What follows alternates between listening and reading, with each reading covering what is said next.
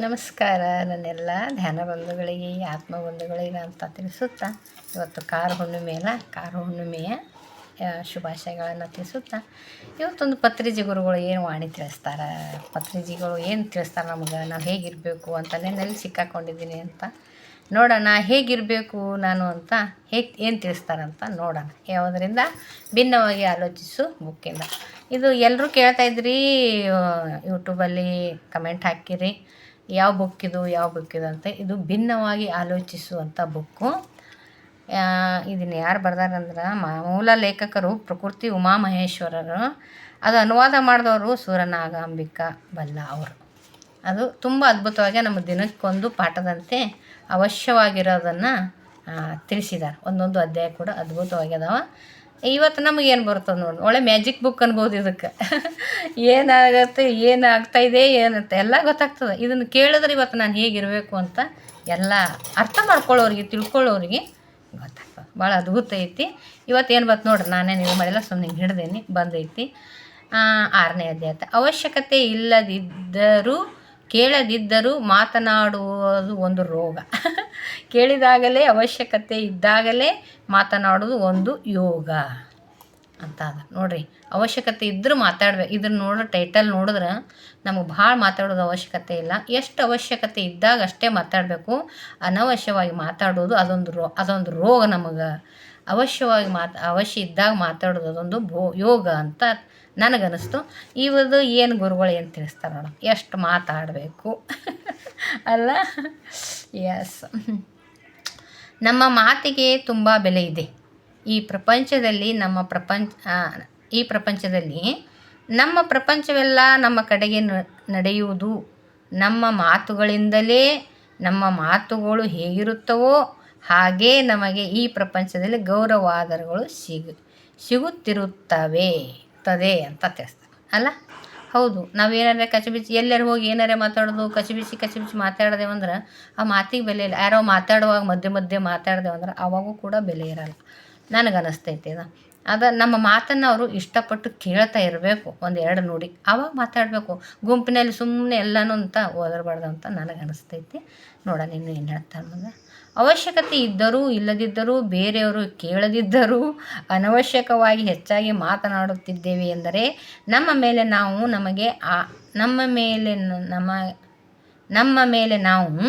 ನಮ್ಮ ಆಲೋಚನೆಗಳ ಮೇಲೆ ನಾವು, ನಮ್ಮ ಮಾತಿನ ಮೇಲೆ ನಾವು ಹಿಡಿತ ಕಳೆದುಕೊಂಡಿದ್ದೇವೆ ಎಂದು ಅರ್ಥ. ನೋಡ್ರಿ, ನಮ್ಮ ಆಲೋಚನೆ ಮೇಲೂ ಹಿಡಿತ ಕಳ್ಕೊಂಡಿವಿ ಅಂತ ತಿಳಿಸ್ತಾರ. ಮತ್ತು ಏನಲ್ಲಿ ನಮ್ಮ ಮಾತಿನಲ್ಲಿ ಕೂಡ ಹಿಡಿತ ಇಲ್ಲ, ಇದಕ್ಕೆ ಅರ್ಥ ಇಲ್ಲ ಅಂತ ತಿಳಿಸ್ತಾರೆ ಗುರುಗಳು.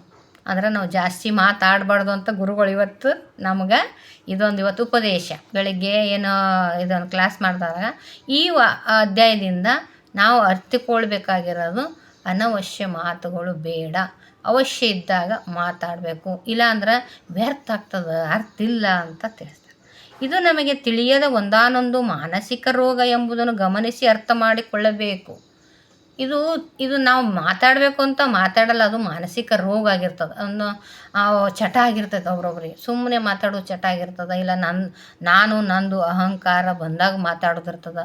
ಯಾರ ಮಾತು ಕಿವಿ ಕೊಡಲ್ಲ, ಯಾರ ಮಾತು ಕಿವಿಗೆ ಹಾಕೊಳ್ಳಾರ್ದೆ ನನ್ನ ಮಾತೆ ಕೇಳಬೇಕು ಅನ್ನೋರ್ದು ಅರ್ಥನೂ ಇರ್ತದೆ. ಹಾಗಾಗಿ ಎಲ್ಲರೂ ಒಂದೊಂದು ರೀತಿಯಿಂದ ಮಾತಾಡ್ತಿರ್ತಾರಲ್ಲ, ನಾವೇ ಅದು ಮಾನಸಿಕವಾಗಿರ್ತೈತಿ, ರೋಗ ಆಗಿರ್ತೈತೆ ಅದೊಂದು ನಮಗೆ ಅಂತ ತಿಳಿಸ್ತಾರೆ. ಎಸ್ ಅಲ್ಲ. ಕೇಳಿದಾಗ ಮಾತ್ರವಷ್ಟೇ, ಅವಶ್ಯಕತೆ ಇದ್ದಾಗ ಮಾತ್ರವಷ್ಟೇ, ಅವಶ್ಯಕತೆ ಇದ್ದಷ್ಟು ಮಾತ್ರವಷ್ಟೇ ಮಾತನಾಡುತ್ತಿದ್ದೇವೆ ಎಂದರೆ ನಾವು ನಮ್ಮ ಕೈಗಳಲ್ಲೇ ಇದ್ದೇವೆ ಎಂದು ಅರ್ಥ. ಇದನ್ನು ಇನ್ನೂ ಕಲಿಯೋದು ಭಾಳ ಐತೆ ನಮ್ಗೆ. ಬರ್ತದ, ಅದು ಸಾಧನೆ ಬೇಕು. ಯಾಕೆ ಜನ್ಮಾಂತರ ಇದೇ ಮಾಡ್ಕೊಂಡು ಬಂದೀವಲ್ಲ ನಾವು. ಸುಮ್ಮನೆ ನಾನು ಅಂತ ಹೇಳಿ ಮಾತಾಡೋದು, ನಂದಿಷ್ಟು ಇರಲಿ ಅದ್ರೊಳಗೆ ಅಂತ ಹೇಳಿಕೆಸಂದ್ರೆ ಮಾತಾಡ್ತಿರ್ತೀವಲ್ಲ, ಹಾಗೂ ಇರ್ತದೆ. ನಾನು ಇಷ್ಟು ಮಾತಾಡಲೇಬೇಕು ಅಂತ ಮಾತಾಡ್ತಾರೆ. ಇಲ್ಲ ಅಂದ್ರೆ ಸುಮ್ಮನೆ ಕೂತೀವಿ. ಭಾಳ ವಿಚಿತ್ರ ನೋಡ್ರಿ. ನಾವು ಬಸ್ಸಲ್ಲಿ ಹೋಗ್ತಾ ಇದ್ದಾಗ ಇವಾಗ ನಾವು ಅದೇ ಮಾಡಿದವ್ರೆ ಇದೀವಿ, ಇಲ್ಲ ಅನ್ನಲ್ಲ. ಬಸ್ಸಲ್ಲಿ ಇವಾಗ ಧ್ಯಾನಕ್ಕೆ ಬಂದ ಮೇಲೆ ಏನು ಅನ್ನಿಸ್ತೈತಿ, ಸುಮ್ಮನೆ ಕೂಡಬೇಕಪ್ಪ, ಸುಮ್ಮನೆ ಇರಬೇಕು ಅನ್ನಿಸ್ತೈತಿ ನಮಗೆ. ಎಷ್ಟು ಬೇಕು ಅಷ್ಟೇ ಮಾತಾಡಬೇಕು. ಎದಕ್ಕೆ ಅವಶ್ಯ, ಒಂದು ಮಾತಿಗೆ 4 ಮಾತು ಮಾತಾಡ್ತಿದ್ವಿ ನಾವೇ ಮೊದಲು. ಈಗ 1-2 ಮಾತು ಕಡಿಮೆ ಆಗ್ಯಾವ ಅಂತ ಅನ್ಕೋತೀನಿ ನಾನು. ಯಾಕಂದ್ರೆ ಜನ್ಮಾಂತರದವ ಅವು ಕಡಿಮೆ ಮಾಡೋಕ್ಕೆ ಆಗೋದಿಲ್ಲ. ಆಗ್ತಾವ, ಸಾಧನೆ ಬೇಕು, ನಿಧಾನಕ್ಕೆ ಆಗ್ತಾವೆ. ಆಗಲಿ, ಏನು ಅವಸರ ಅದ? ಇಷ್ಟು ವರ್ಷನೇ ಕಳೆದೀವಂತ, ಇನ್ನೂ ಸ್ವಲ್ಪ ದಿನ ಸಮಾಧಾನ ಇರೋಣ, ಎಲ್ಲಿಗೆ ಬರ್ತದೆ ನೋಡೋಣ. ಈ ಬಸ್ಸಲ್ಲಿ ಮಾತಾಡ್ತಾರಲ್ಲ, ನಾವು ನಿನ್ನೆ ಬಸ್ಸಲ್ಲಿ ಬರ್ತಾಯಿದ್ದೆ, ಒಂದು ಮಾತಿಗೆ 10 ಮಾತು. ಅದು ಸಮಯ ಟೈಮ್ ಪಾಸ್ ಅಂತ ಅಂತೀವಲ್ಲ, ಅದೇ ಅಂದ್ಕೊತೀನಿ ನಾನು. ಒಂದು ಮಾತಿಗೆ 10 ಮಾತು ತಿರ್ಗಾ ಮುರ್ಗ ಮಾತಾಡೋದು, ಅದೇ ಆಡ್ತಾ ಇದ್ದರು ಜನಗಳು. ನಾನು ಸುಮ್ಮನೆ ಕೂತಿದ್ದೆ. ನಾವೇನು ಸುಮ್ಮನೆ ಕೂಡೋ ಜನ ಅಲ್ಲ, ಆದರೂ ಕೂಡ ಇವಾಗ ಸ್ವಲ್ಪ ಸುಮ್ಮನೆ ಇದ್ದಲ್ಲ. ಎಷ್ಟು ಮಾತಾಡ್ತಾರಪ್ಪ, ಇದಕ್ಕೆ ಬೇಕು, ಇಷ್ಟೊಂದು ಮಾತು ಬೇಕಾ, ಒಂದೇ ಮಾತಿಗೆ ಇಷ್ಟೊಂದು ಮಾತಾಡ್ತಾರಲ್ಲ ಅಂತ ಅನ್ನಿಸ್ತಲ್ಲ. ಪರವಾಗಿಲ್ಲ ಅಂತ ಅನ್ನಿಸ್ತು ನನಗೆ. ಅವ್ರು ಮಾತಾಡೋದನ್ನು ನಮಗೆ ಅನ್ನಿಸ್ತಲ್ಲ, ಇದೇ ಒಂದು ದೊಡ್ಡ ಸಾಧನೆ ನಮಗೆ. ಯಾಕಂದ್ರೆ ನಾವು ಅಲ್ಲಿ ಬೇಡ ಅನ್ಸಕತ್ತದ ನಮಗೆ, ಅಂದಮೇಲೆ ನಾವು ಕಡಿಮೆ ಮಾಡೀವಿ ಅಂತ ಅರ್ಥ. ನನಗೆ ನಿನ್ನೆ ಅನಿಸಿದ್ದು ನೋಡಿರಿ, ನಿನ್ನೆನೇ ನನಗೆ ಬಸ್ಸಲ್ಲಿ ಅನ್ನಿಸಿದ್ದನ್ನು ಇವತ್ತೇ ಪಾಠವಾಗಿ ಬಂದೈತಿ. ಅದಕ್ಕೆ ನಾವು ಕೂಡ ಕೇಳ್ದಿರ ಯಾರಿಗೂ ಕೂಡ ಜಾಸ್ತಿ ಮಾತಾಡಬಾರ್ದು ಅನ್ಸುತ್ತೆ. ಏನು ಹೇಳಿದ್ರು ಇದು ಅವಶ್ಯಕತೆ ಎಷ್ಟಿರ್ತದೆ ಅಷ್ಟೇ ಮಾತಿಗೆ. ಒಂದು ವರ್ಡಿಗೆ 10 ವರ್ಡ್ ಹಾಕಿ ತಿರ್ಗಮುರ್ಗ ಉಲ್ಟಾ ಹಾಕಿ ಹಿಂಗೆ ಮಾಡಿ ಬಂದು ಅಷ್ಟು ಮಾತಾಡ್ತೀವಿ. ನಾವೇ ಮಾತಾಡ್ತೀವಿ ಹಂಗೆ. ಅದನ್ನು ಮಾತಾಡಬಾರ್ದು. ಒಂದೇ ಮಾತಲ್ಲಿ ಶಾರ್ಟ್ ಆಗಿರ್ತಂದ್ರೆ ಹ್ಞೂ ಅಂದ್ಬಿಟ್ರೂ ಕೆಲಸ ಆಗ್ತಾವೆ ಬಹಳ. ಹೌದ್ರಿ ಅಂದ್ರೆ ಆಗ್ತಾವ. ಅದೇ ಇಲ್ಲ ಅದು ಮತ್ತು ಅವ್ರು ಅಂದಿದ್ದೇನೆ, ಆ ಬುಕ್ ಎಲ್ಲಿ ಇಟ್ಟಿದ್ದಿ ಅಂತ ಒಂದು ಸಣ್ಣ ಉದಾಹರಣೆ ಹೇಳ್ತಾರೆ. ಆ ಬುಕ್ ಎಲ್ಲೈತು, ಆ ಪ್ಯಾಂಟ್ ಎಲ್ಲೋಯ್ತು, ಮತ್ತು ಅದು ಕೇಳಿದ್ರೆ ಅಲ್ಲೇ ಅದ ನೋಡ್ರಿ ಅಂತ ಅಂದ್ರೆ ಒಂದು, ಅಲ್ಲಿ ಸಿಕ್ಸಿನ ನೋಡ್ರಿ ಅಂತಂದ್ರೆ ಒಂದು ಮುಗೀತು. ಅಲ್ಲಿ ಬ್ಯೂರೋನಾಗ ಇಟ್ಟಿನ ನೋಡ್ರಿ ನಿಮ್ಮ ಪ್ಯಾಂಟ್ ಅಂತಂದ್ರೆ ಒಂದು ಮುಗೀತದ. ಇಲ್ಲ ನಿಮ್ಗೆ ಅಲ್ಲೇ ಇದ್ರೂ ಕಾಣಿಸೋದಿಲ್ಲೇನು, ಅಲ್ಲೇ ಇರ್ತಾವೆ. ನಿಮ್ಮ ಬಟ್ಟೆ ಎಲ್ಲಿ ಇಟ್ಟಿರ್ತೀವಿ ನಾವು, ಏನೋ ನಮ್ಮ ಸಿರಿ ಒಳಗೆ ಇಟ್ಟಿರ್ತೀವಿ ನಾವು. ನಿಮ್ಮ ಬಟ್ಟೆ ನಿಮ್ಮ ಕಪಾಡ್ನಾಗೆ ಇರ್ತಾವೆ. ನಿಮ್ಮ ಎಲ್ಲ ಪ್ಯಾಂಟ ಬನೀನ ಶರ್ಟ ಎಲ್ಲ ಕೂಡ ಇಸ್ತ್ರಿ ಹೊಡೆದು ಅಲ್ಲೇ ಇಟ್ಟಿರ್ತೀನಿ. ಇಷ್ಟು ಮಾತಾಡ್ಬಿಡ್ತೀವಿ ನಾವು. ಮಾತಾಡ್ತೀವಿ, ಇನ್ನೂ ಮಾತಾಡ್ತೇವೆ. ಹಂಗೆ ಅಲ್ಲೇ ನಿಮ್ಮ ಕಪಾಡ್ದಾಗ ಐತೆ ನೋಡ್ರಿ ಅಂತ ಅನ್ನೋದು ಒಂದು ಮಾತಾಗ್ತದೆ. ಇಷ್ಟೇ ಒಂದು ಮಾತಿಗೆ 10 ಮಾತಾಗ್ತಾವೆ. ಈ 10 ಮಾತೇ ಬೇಡ ಅಂತಾರೆ ಗುರುಗಳು. ಈ 10 ಮಾತೇ ಬೇಡ. ಬೇಕಂದ್ರೆ ಶಾರ್ಟಾಗಿ ಎಷ್ಟು ಬೇಕು ಅಷ್ಟು, ಅವಶ್ಯ ಇದ್ದದ್ದು ಅಷ್ಟೇ ಮಾತಾಡಿ, ಅನವಶ್ಯ ಮಾತು ಬೇಡ ಅಂತ ತಿಳಿಸ್ತಾರೆ ನೋಡ್ರಿ. ಎಷ್ಟು ಇವತ್ತು ನಾವು ಹೆಂಗೆ ಇರ್ಬೇಕಂದ್ರೆ, ಜಾಸ್ತಿ ಹುಣ್ಣಿಮೆ ಐತಿಲ್ಲ ಇವತ್ತು, ಜಾಸ್ತಿ ಮಾತಾಡಬಾರ್ದು. ಹುಣ್ಣಿಮೆ ಮೌನವಾಗಿರಬೇಕು. ಯಾವತ್ತೂ ಪಾಸಿಟಿವ್ ಇರಬೇಕು, ಮನಸ್ಸಲ್ಲಿ ಪಾಸಿಟಿವ್ ಇರಬೇಕು, ಕೆಲಸನೂ ಕೂಡ ಪಾಸಿಟಿವ್ ಆಗಿ ಮಾಡಬೇಕು ಅಂತ ಹೇಳೋಕ್ಕೆ ಇಷ್ಟಪಡ್ತೀನಿ. ನಾನು ಕೂಡ ಯಾವಾಗಲೂ ಖುಷಿಯಿಂದ ಹೋದ್ರೆ ಯಾವಾಗ ಮತ್ತು ವಾಪಸ್ ನಮ್ಗೆ ಖುಷಿನೇ ವಾಪಸ್ ಬರ್ತೈತಿ. ನಾನು ಹೇಗೆ ಆಲೋಚನೆ ಮಾಡ್ತೀನಿ ಹಂಗೆ ವಾಪಸ್ ಬರ್ತೈತಿ. ಅದಕ್ಕೆ ಮನಸ್ಸಲ್ಲಿ ಕೂಡ ಒಳ್ಳೆಯ ಆಲೋಚನೆಗಳನ್ನು ಮಾಡೋಣ, ಕೆಲಸಗಳು ಕೂಡ ಒಳ್ಳೆಯ ಕೆಲಸಗಳನ್ನು ಮಾಡೋಣ. ಯಾಕಂದ್ರೆ ನಮ್ಗೆ ಒಳ್ಳೇದಾಗಬೇಕು ಆಗಿತ್ತು ಅಂದ್ರೆ ಒಳ್ಳೆ ಕೆಲಸ ಮಾಡಿದ್ರೆ ಬರ್ತದೆ ಅನ್ನೋದನ್ನು ಅರ್ಥ ಮಾಡ್ಕೊಬೇಕು ನಾವು ಮೊದಲು. ಮೇನ್ ಅರ್ಥ ಮಾಡ್ಕೊಂಡಾಗ ಗೊತ್ತಾಗ್ತದೆ ಎಲ್ಲನೂ ಕೂಡ. ಅದ್ರ ಬೆಲೆ ಅರ್ಥ ಆಗ್ತಾವೆ. ಬೆಲೆ ಗೊತ್ತು ಮಾಡ್ಕೊಂಡೇವಂದ್ರೆ ಅದರ ಅವಶ್ಯಕತೆ ಏನಂತ ಗೊತ್ತಾಗ್ತದೆ. ಅವಶ್ಯಕತೆ ಗೊತ್ತು ಮಾಡ್ಕೋಬೇಕು, ಬೆಲೆ ಗೊತ್ತು ಮಾಡ್ಕೋಬೇಕು, ಅರಿಬೇಕು, ನಾವು ತಿಳಿಬೇಕು. ಈ ಅರಿಬೇಕು ತಿಳಿಬೇಕು ಅಂದ್ರೆ ಏನು ಮಾಡಬೇಕು, ನನ್ನ ಮನಸ್ಸನ್ನು ಈ ಹೊಯ್ದಾಡೋ ಮನಸ್ಸನ್ನು ಸ್ವಲ್ಪ ನಿಲ್ಲಿಸ್ಬೇಕು. ನಿಲ್ಲಿಸ್ಬೇಕಂದ್ರೆ ಎಲ್ಲಿ ನಿಲ್ತದೆ? ಈ ಆನಾಪಾನಸತಿ ಧ್ಯಾನದಲ್ಲಿ ನಿಲ್ತದೆ. ನಾವು ಬ್ರಾಹ್ಮಿ ಮುಹೂರ್ತದಾಗ ಧ್ಯಾನ ಮಾಡ್ತೀವಲ್ಲ, ಆವಾಗ ಈ ಹೊಯ್ದಾಡೋ ಮನಸ್ಸು ಸ್ವಲ್ಪ ನಿಂದಿರ್ತೀವಿ ಅಲ್ಲ. ಆ ಹೊಯ್ದಾಡೋ ಮನಸ್ಸನ್ನು ನಿಂದಿರಿಸಿ ಈ ಥರ ಅರ್ಥ ಮಾಡ್ಕೊಳ್ಳೋದು, ಎಲ್ಲನೂ ಕೂಡ ಅರ್ಥ ಮಾಡ್ಕೊತ ಹೋಗೋಣ, ಅರಿತಾ ಹೋಗೋಣ ಅಂತ ಹೇಳಕ್ಕೆ ಇಷ್ಟಪಡ್ತೀನಿ. ಎಷ್ಟು ಮಾತು ಬೇಕು ಅಷ್ಟೇ ಮಾತಾಡ್ರಿ, ಅವಶ್ಯ ಇದ್ದಷ್ಟೇ ಮಾತಾಡ್ರಿ ಅಂತ ಗುರುಗಳು ಇವತ್ತು ಖಡಾಖಂಡಿತವಾಗಿ ಹೆಂಗೆ ಪಾಠದಿಂದ ತಿಳಿಸ್ಯಾರಲ್ಲ. ಆದರೂ ಇನ್ನೂ ಸ್ವಲ್ಪ ಪ್ರಯತ್ನ ಪಡೋಣ, ಹೆಚ್ಚಿಗೆ ಮಾತಾಡೋದನ್ನು ಕಡಿಮೆ ಮಾಡೋಣ. ಅವಶ್ಯಕತೆ ಎಷ್ಟಿದ್ದದೋ ಅಷ್ಟು ಮಾತಾಡೋಣ. ಅಯ್ಯೋ ಮಾತಾಡೋದು ಬೇಡ ಅಂದ್ರೆ ನಾವು ಇವಾಗ ಏನು ಸಣ್ಣ ಪುಟ್ಟ ಈ ಪಾಠಗಳನ್ನು ಹೇಳಕ್ಕೆ ಬರ್ತೀವಿ. ಇಂಥವಲ್ಲ, ಇಂಥವು ಮಾತು ಕಡಿಮೆ ಅಲ್ಲ, ಇಂಥವು ಹೇಳೋಣ, ಬಾಯಿ 2 ಮಾಡ್ಕೊಂಡು ಹೇಳೋಣ. ಯಾಕಂದ್ರೆ ನಮ್ಮ ಗುರುಗಳೇನು ಹೇಳ್ಯಾರ, ಜ್ಞಾನ ಪ್ರಚಾರ ಮಾಡಿರಿ ಅಂತಲೇ ಹೇಳ್ಯಾರ. ಅವಶ್ಯ ಇದ್ದದ್ದು ಇದು ಅವಶ್ಯ ಇದ್ದದ್ದೇನೆ. ನಾನು ಭಾಳ ಏನೂ ಮಾತಾಡಲಿಲ್ಲ ಅಂದರೂ ಕೂಡ ಈ ಬುಕ್ಕಲ್ಲಿ ಓದಿ ಹೇಳೋದು ಅವಶ್ಯನೇ ಐತಿ. ಅನವಶ್ಯನಲ್ಲ ಇದು. ಯಾಕಂದ್ರೆ ಒಬ್ಬರೇ ವಿಡಿಯೋ ನೋಡಿ ಒಂದು ಚೂರರೇ ನೋಡಿಬಿಟ್ಟು ಹೌದಪ್ಪ ಅಂತ ಒಂದು ಗಳಿಗೆನಾರ ಒಂದು ಚೂರು ಹಿಂದಕ್ಕೆ ಬಂದ್ರೆ ಒಂದು ಗುಂಜನಾರ ಹಿಂದಕ್ಕೆ ಬಂದ್ರೆ ಅದೇ ಸಾರ್ಥಕತೆ ಅಲ್ಲ. ಅದಕ್ಕೋಸ್ಕರ ಇದು ಅನವಶ್ಯ ಅಲ್ಲ. ನಾವು ಪ್ರಾಪಂಚಿಕ ವಿಷಯದಲ್ಲಿ ಮಾತಾಡ್ತೀವಿ ನೋಡ್ರಿ, ಅದು ಆಯಿತು ಇದು ಆಯ್ತು ಅಂತ ಕಟ್ಟೆ ಮೇಲೆ ಕೂತು ಮಾತಾಡೋದು, ಮತ್ತು ಬೇಡದಿರೋ ಒಂದೇ ಪಾಯಿಂಟಲ್ಲಿ ಹೋಗೋದನ್ನು 10 ಪಾಯಿಂಟ್ ಮಾತಾಡಿ ಜಗಳಕ್ಕೆ ಮೂಲ ಮಾಡ್ಕೊತೀವಲ್ಲ, ಆ ಥರ ಮಾತುಗಳನ್ನು ಕಡಿಮೆ ಮಾಡಿರಿ ಅಂತ ತಿಳಿಸ್ತಾರೆ ದೊಡ್ಡಗಳು. ಮತ್ತೇನು ತಿಳಿಸ್ತಾರೆ, ಅದು ನಮಗೆ ತಿಳಿಯದ ಒಂದಾನೊಂದು ಮಾನಸಿಕ ಇರುತ್ತೆ. ಹೆಚ್ಚಾಗಿ ನಾವು ಮಾತಾಡ್ತಿರ್ತಲ್ಲ, ಅದು ನಮ್ಮ ತಪ್ಪಲ್ಲದು. ಹೆಚ್ಚಾಗಿ ಇದು ಚಟ ಅಂತಲೂ ಇರ್ತೈತಿ, ಹುಟ್ಟುಗುಣ ಸುಟ್ಟರು ಹೋಗಲ್ಲ ಅಂತ ಇರ್ತೈತಿ, ಮಾನಸಿಕ ರೋಗಿನೂ ಆಗಿರ್ತೀವಿ, ನಾನು ಅನ್ನೋ ಅಹಂಕಾರನೂ ಇರ್ತದೆ. ಈ ಥರ ಮಾತಾಡೋದನ್ನು ಅಭ್ಯಾಸ ಆಗಿಬಿಟ್ಟಿರ್ತದೆ ಒಬ್ಬರು ನಮಗೆ. ಈ ಕೇಳಿದಾಗ ಮಾತ್ರವಷ್ಟೇ, ಅವಶ್ಯಕತೆ ಇದ್ದಾಗ ಮಾತ್ರವಷ್ಟೇ, ಅವಶ್ಯಕತೆ ಇದ್ದಷ್ಟು ಮಾತ್ರವಷ್ಟೇ. ನೋಡ್ರಿ ಎಷ್ಟು ಒತ್ತಿ ಒತ್ತಿ ಹೇಳ್ತಾರೆ, ಅವಶ್ಯಕತೆ ಎಷ್ಟದ ಅಷ್ಟೇ ಮಾತನಾಡುತ್ತೇವೆ ಎಂದರೆ ನಾವು ನಮ್ಮ ಕೈಯಲ್ಲೇ ಇದ್ದೇವೆ ಎಂದು ಅರ್ಥ. ಅವಶ್ಯಕತೆಗಿದ್ದಷ್ಟು. ಇವಾಗ ಈ ಮನೆಯಲ್ಲೂ ನಾವು ಇಬ್ಬರೇ ಇದ್ದೀವಿ.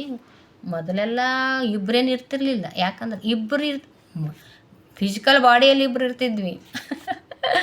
ಮನಸ್ಸಲ್ಲಿ ಎಷ್ಟು ಜನ ಇರ್ತಿದ್ವಿ. ಯಾವಾಗ ನೋಡಿದ್ರು ಅದು ರೊಕ್ಕ ರೂಪಾಯಿ ಮಂದಿ ಮಕ್ಕಳು, ಆ ಮನಸ್ಸಲ್ಲಿ ಜನ ಜಂಗುಳಿ ಗೊಂದಲು. ಮನೆಯಲ್ಲಿಬ್ಬರು, ಮನೆಯೊಳಗೆ ಫಿಸಿಕಲ್ ಬಾಡಿಯಲ್ಲಿ ಇಬ್ಬರು ಇದ್ರೆ ಒಬ್ಬಕ್ಕಿದ್ರೂ ಕೂಡ ಜಾತ್ರೆಯಲ್ಲಿ ಇದ್ದಂಗೆ. ಯಾಕಂದ್ರೆ ಎಲ್ಲರೂ ನನ್ನ ತಲೆಯಾಗ ಮಕ್ಕಳು ಗಂಡ ರೊಕ್ಕ ರೂಪಾಯಿ ಅವ್ರದ್ದು ಇವ್ರದ್ದು ಯೋಚನೆ ಆಲೋಚನೆ ಜನ ಜಂಗುಳಿಯಲ್ಲಿ ಇದ್ದಂಗೆ ಇರ್ತಿತ್ತು. ಇವಾಗ ಅವ್ರೆಲ್ಲ ಏನು ಮಾಡೋಕೆ ನನಗನ್ಸಿದ ಮಟ್ಟಿಗೆ ಏನಂತಾರಂದ್ರೆ, ಒಂದು ದೋಣಿಲಿ ಹೋಗ್ತಾಯಿದ್ರಂತ, ದೋಣಿಲಿ ಎಲ್ಲರೂ ಕೂತಿದ್ರಂತ. ಎಲ್ಲರೂ ಕೂತಿದ್ದೀವಿ, ಏನೋ ಇದೆ ಇದು ಮನಸ್ಸೆಂಬ ದೋಣಿಲಿ ಎಲ್ಲರನ್ನ ಹಾಕ್ಕೊಂಡ್ಬಿಟ್ಟು ಭಾರ ಮಾಡ್ಕೊಂಡು ಮುಳುಗಕ್ಕೆ ಹೊರಟತ್ತದು. ಮುಳುಗಕ್ಕೆ ಹೋಗ್ತದಮ್ಮ. ಇದೇ ಮಾನಸಿಕ ಹಿಂಸೆಯಿಂದ, ಮಾನಸಿಕತೆಯಿಂದ ಜೀವನೇ ಉಳಿಯಲ್ಲ ಅಂದಿದ್ರು ನನಗೆ. ಇದೇ ಮಾನಸಿಕತೆ ಯಾವುದು, ಈ ದೋಣಿಯಲ್ಲಿ ಎಲ್ಲರನ್ನ ಹಾಕ್ಕೊಂಡಿದ್ದಕ್ಕೇನೆ. ಮನೆ ಮಕ್ಕಳು ಸಂಸಾರ ರೊಕ್ಕ ರೂಪಾಯಿ ನಂದು ನಾನು ಹೆಂಗೆ ಮಾಡಲಿ, ಇದೆಲ್ಲ ಬಿಟ್ಟು ಹೋಗ್ಲೆ, ನನಗೆ ಆರಾಮ್ ತಪ್ತಲ್ಲ, ಇಂಥವು ಎಲ್ಲ ಹಾಕ್ಕೊಂಡೇ ಈ ದೋಣಿನೇ ಮುಳುಗೋಯ್ತಂತ. ನಾವು ಏನು ಮಾಡ್ಬೇಕಂತ, ಈ ದೋಣಿಯಿಂದ ಒಬ್ಬರನ್ನ ಆಚೆ ಹಾಕಿಬಿಡ್ಬೇಕಂತ. ಹೆಂಗೆ ರೊಕ್ಕ ಸ್ವಲ್ಪ ಹಾಕೋದು ಹೊರಗಡೆ, ಅಟ್ಯಾಚ್ಮೆಂಟಿಂದ ಡಿಟ್ಯಾಚ್ಮೆಂಟ್. ಮಂದಿ ಮಕ್ಕಳದು ಆಸೆ ಅಪೇಕ್ಷೆಗಳನ್ನು ಅವ್ರ ಕೂಡ ಸ್ವಲ್ಪ ಆಸೆ ಭಾಳ ಮಾಡಿದೆ ಅಂದ್ರೆ ಮುಳುಗಿ ಹೋಗ್ತೀವಿ.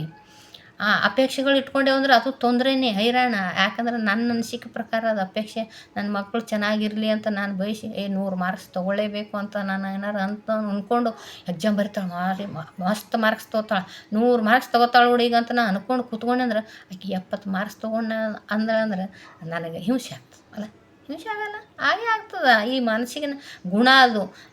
ಅದಕ್ಕಾಗಿ ನಾನು ಅಪೇಕ್ಷೆ ಪಡೋದಕ್ಕೆ ಕಡಿಮೆ ಮಾಡಿಬಿಟ್ನೆ ಅಂದ್ರೆ ಅವಳು ಎಷ್ಟಾರ ಅವ್ರು ಓದಿನ ತಕ್ಕನಂಗೆ ಅವಳು ಮಾರ್ಕ್ಸ್ ತೊಗೊಳ್ಳಿ ಎಷ್ಟನ್ನಾರು ತೊಗೊಳ್ಳಿ ಅಂತ ನಾನು ಆರಾಮಾಗಿದ್ದೆ ಅಂದ್ರೆ ಆರಾಮಾಗಿ ಇರ್ತೀನಿಲ್ಲ. ನಾನು ನೋವಾಗಲ್ಲ, ಕಡಿಮೆ ತೊಗೊಂಡಾಗ ನೋವಾಗೋದಿಲ್ಲಲ್ಲ, ಮನ್ಸಿಗೆ ಬ್ಯಾನ್ ಆಗಲ್ಲ. ಆಮೇಲೆ ಆ ಮನ್ಸಿಗೆ ಬ್ಯಾನ್ ಮಾಡಿಕೊಂಡು ಅವ್ರಿಗೆ ಬೈದು ಇವ್ರಿಗೆ ಬೈದು ಎಷ್ಟು ಓದತ್ತೆ ಹೇಳಿದೆ, ಎಷ್ಟು ದುಡ್ಡು ಹಾಕತ್ತೆ, ಇಂಥವೆಲ್ಲ ಮಾತೇ ಬರೋದಿಲ್ಲ. ಅವರು ಶಕ್ತಿ ಮೀರವಾಗಿ ತಮ್ಮ ಓದಬೇಕಂತ ಇರ್ತಾರೆ. ಅವರು ಎಷ್ಟೇ ಓದಿದ್ರು ಕೂಡ ಅವ್ರ ಮೈಂಡಾಗೆ ಅವರು ಚಾಣಾಕ್ಷತನಾಗೆ ಅವ್ರ ಬುದ್ಧಿಮಟ್ಟಕ್ಕೆ ಅಷ್ಟೇ ಎಷ್ಟು ಓದ್ಬೇಕು ಅಷ್ಟು ಓದಿರ್ತಾರೆ ಪಾಪ. ಅವ್ರಿಗೆ ಯಾಕೆ ಇನ್ನೊಬ್ರಿಗೆ ಇದು ಮಾಡ್ಬೇಕು. ನನಗೆ ಇನ್ನೊಬ್ರಿಗೆ ಬ್ಲೈಮ್ ಮಾಡೋದಂದ್ರೆ ಒಲ್ಲಾಗ್ಯದ. ಯಾಕಂದ್ರೆ ಗುರುಗಳು ಕಲಿಸ್ಯಾರಲ್ಲ, ಬ್ಯಾಡಾಗೈತಿ. ಅವ್ರು ಎಷ್ಟು ತೊಗೋತಾರಲ್ಲ, ಅವ್ರ ಜೀವನ ಅವ್ರಿಗೆ ಗೊತ್ತೈತಿ, ಅವ್ರ ಭವಿಷ್ಯ ಅವ್ರು ರೂಪಿಸ್ಕೋತಾರ. ಎಷ್ಟು ತಿಳಿತದೆ ಅಷ್ಟು ಇರ್ಬೇಕು. ಯಾಕೆ ನಾನು ತಪ್ಪೇ ಮಾಡಿಲ್ಲೇನು, ನಾ ಯಾರು ಮತ್ತು ಎಲ್ಲರ ಮತ್ತು 100% ಕೇಳೇ ಬಂದಿನೇನು. ನಾನು ಎಲ್ಲರ ಮಾತು ಚೆನ್ನಾಗಿ ಸುಮ್ಮನೆ ಇದ್ದು ಯಾರ್ಯಾರು ಏನೇನು ಹೇಳ್ತಾರೆ ಎಲ್ಲರೂ ಕೇಳಿ ಆಲಿಸಿ ಚೆಂದಾಗಿ ಅರ್ಥ ಮಾಡ್ಕೊಂಡು ಜೀವಿಸಿದ್ವಿ ಅಂದ್ರೆ ನಮ್ಮ ಕಿಡ್ನಿನೇ ಟ್ರಾನ್ಸ್ಫರ್ ಆಗ್ತಿದ್ದಿಲ್ಲ, ಆರಾಮಾಗಿರ್ತಿದ್ವಿ. ನಾವೇನು ಮಾಡ್ತೀವಿ, ನಾನು ನಂದು ಅಂತ ಹೋಗಿ ನಮ್ಮ ಶರೀರನೂ ನಮ್ಮ ಮಾನಸಿಕತೆಯೂ ಎಲ್ಲ ಹಾಳು ಮಾಡ್ಕೊತೇವೆ. ಅದಕ್ಕಾಗಿ ಏನು ಮಾಡಬೇಕು, ಎಷ್ಟು ಅವಶ್ಯಕತೆ ಇದ್ದದ ಅಷ್ಟು ಮಾತಾಡಬೇಕು ಅಂತ ಗುರುಗಳು ಕೂಡ ತಿಳಿಸ್ತಾರೆ. ಮಾನಸಿಕವಾಗಿ ಸಂಪೂರ್ಣವಾಗಿ ಆರೋಗ್ಯ ಇದ್ದೇವೆ ಎಂದು ಅರ್ಥ. ನಾವು ಎಷ್ಟು ಅವಶ್ಯಕತೆವಾಗಿ ಅಷ್ಟು ಮಾತಾಡ್ತೀವಿ ಅಂದ್ರೆ ಇಲ್ಲಿ ಎಷ್ಟು ಪ್ರಾಕ್ಟಿಕಲ್ ಅದ ನೋಡ್ರಿ. ನಾವು ಇವಾಗ ಮನೆ ಒಳಗೆ ನಮ್ಮ ಸಂಸಾರದೊಳಗನ್ನು ಎಷ್ಟರ ಮಟ್ಟಿಗೆ ನಾವು ಮಕ್ಕಳ ಜೊತೆ ಗಂಡನ ಜೊತೆ ಈ ಸಂಬಂಧಿಕರ ಜೊತೆ ಈ ರೊಕ್ಕದ ಜೊತೆ ಎಷ್ಟು ಆರಾಮಾಗಿರ್ತೀವಿ ಅಷ್ಟು ನಾವು ಮಾನಸಿಕವಾಗಿ ಆರೋಗ್ಯವಾಗಿದ್ದೀವಿ ಅಂತ ಅರ್ಥ ಅಂತ, ಸಂಪೂರ್ಣವಾಗಿ ಆರೋಗ್ಯವಾಗಿದ್ದೀವಿ ಅಂತ ತಿಳಿಸ್ತಾರೆ ಗುರುಗಳು ಅಲ್ಲ. ಇನ್ಮೇಲೆ ಭಾಳ ಮಾತಾಡೋದನ್ನು ಬಿಟ್ಟು ಸ್ವಲ್ಪ ಎಷ್ಟು ಅವಶ್ಯಕತೆ ಇದೆ ಅಷ್ಟು ಮಾತಾಡೋಣ. ಇಷ್ಟು ಮಾತಾಡ್ಬೇಕು. ಇದಕ್ಕೊಂದು ಇನ್ನೊಂದು ಅದ್ಭುತವಾದ ದಾರಿ ಐತಿ. ಯಾವುದಂದ್ರೆ ಸ್ವಲ್ಪ ಕಡಿಮೆ ಮಾಡ್ಕೋಬೇಕು ಅಂದ್ರೆ ಅದಕ್ಕೊಂದು ಸರಳ ದಾರಿ ಐತಿ. ಆನಾಪಾನಸತಿ ಧ್ಯಾನ ಮಾಡೋಣ. ಬ್ರಾಹ್ಮಿ ಮುಹೂರ್ತದಾಗ ಧ್ಯಾನ ಮಾಡ್ತಾ ನಾವು ಕೂತೇವೆ ಅಂದ್ರೆ ಸ್ವಲ್ಪ ಮನಸ್ಸು ತಣ್ಣಗಾಗ್ತದೆ. ಮನಸ್ಸು ತಣ್ಣಗಾದಾಗ ಮಾತು ಕಡಿಮೆ ಆಗ್ತದೆ ಅಂತ ಹೇಳಕ್ಕೆ ಇಷ್ಟಪಡ್ತೀನಿ. ಧ್ಯಾನ ಎಲ್ಲದಕ್ಕೂ ಒಂದು ಮೂಲ ಔಷಧಿ ಆಗೈತಿ. ಧ್ಯಾನ ಮಾಡೋಣ. ಗುರುಗಳು ಏನು ಹೇಳಿದ್ರು ಇವತ್ತು, ಅವಶ್ಯಕತೆ ಇದ್ದಷ್ಟೇ ಮಾತಾಡೋಂತ ತಿಳಿಸ್ಯಾರಲ್ಲ. ಥ್ಯಾಂಕ್ ಯು ಹೇಳೋಣ ಗುರುಗಳಿಗೆ, ಪ್ರಕೃತಿ ಮಾತೆಗೆ, ಭೂಮಾತೆಗೆ, ಆಸ್ಟ್ರಲ್ ಮಾಸ್ಟರ್ಸ್ಗೆ ಸುಖ ಶಾಂತಿ ಐಶ್ವರ್ಯ ಆಯುಷ ಆನಂದ ಐಶ್ವರ್ಯ ಕೊಟ್ಟಿದ್ದಕ್ಕೆ, ಆರೋಗ್ಯ ಕೊಟ್ಟಿದ್ದಕ್ಕೆ ಥ್ಯಾಂಕ್ ಯು ಪ್ರಕೃತಿ ಮಾತೆ ತಿಳಿಸುತ್ತಾ ಗುರುಗಳಿಗೆ ಕೂಡ ಧನ್ಯವಾದಗಳನ್ನ ತಿಳಿಸೋಣ. ಥ್ಯಾಂಕ್ ಯು ವಿಡಿಯೋನ ಸಬ್ಸ್ಕ್ರೈಬ್ ಆಗಿರಿ. ಮತ್ತು ಲೈಕ್ ಮಾಡಿರಿ ಅಂತ ಹೇಳಕ್ಕೆ ಇಷ್ಟಪಡ್ತೀನಿ. Yes, okay. Thank you.